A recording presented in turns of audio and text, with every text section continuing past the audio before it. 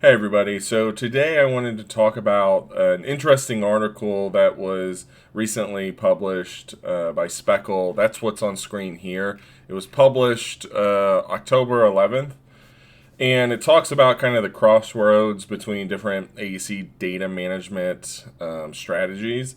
And it's kind of choosing between closed source or like open source platforms. I kind of think the choice is complex, and I believe it's important to look at both sides, understand your project deliverables, what's the expectations, and kind of being flexible on the tools and strategies and approaches you have for a project. Today, though, I kind of want to just talk about this article because I do think it's an important discussion worth having.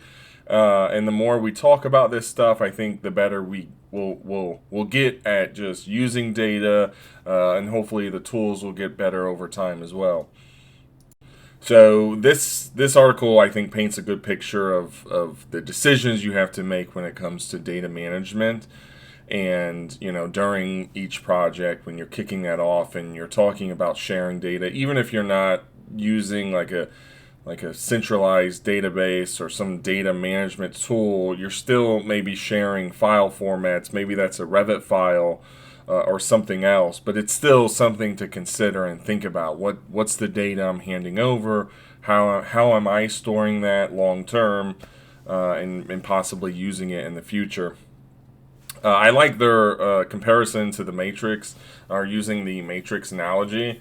Though it might be kind of dramatic, I think it highlights the importance of the choices we have today and the different options we have when it comes to data management.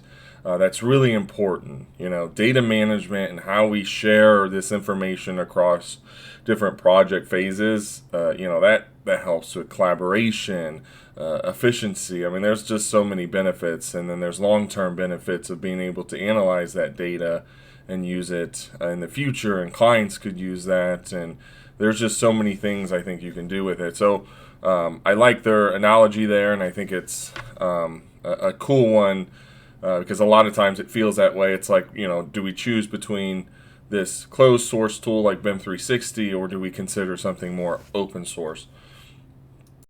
So the blue pill route, as per Speckle's article here, represents, I think, the continuation within the comfort of closed source ecosystems. So think of BIM 360. So like, I think there's simplicity in that path. I use BIM 360. Systems like BIM 360 they're robust, they're familiar, they integrate well with existing workflows and tools. But I think they rightly point out the downsides of that, which is, you've got vendor lock-ins, there's less transparency, long-term risk of data ownerships or data ownership. I think that's a big one. While there's while these systems, they serve us well today, I think there's a lot of what ifs, and I think about them a lot. Like, being locked into a certain vendor can impact innovation. It can impact your flexibility of what you can do.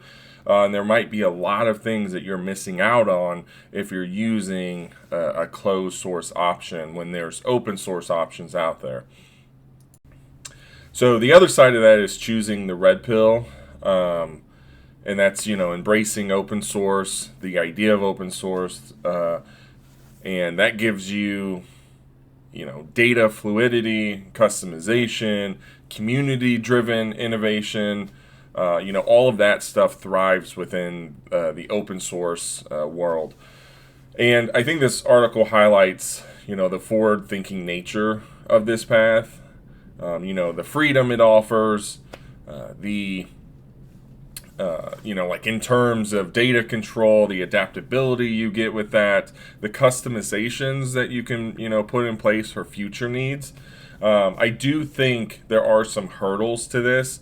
Open source solutions can sometimes be a patchwork of different tools that require like some unique skills and resources that not every firm has, they don't have that in-house. They don't have that available to them. And a lot of firms don't even have the resources because they're a lot smaller than the bigger firms. And so sometimes when I hear about, this flexibility and this openness and this ability to customize things, it's like, I think of huge firms, really big firms. A lot of the voices out there that are talking about this stuff or that are using it come from large firms.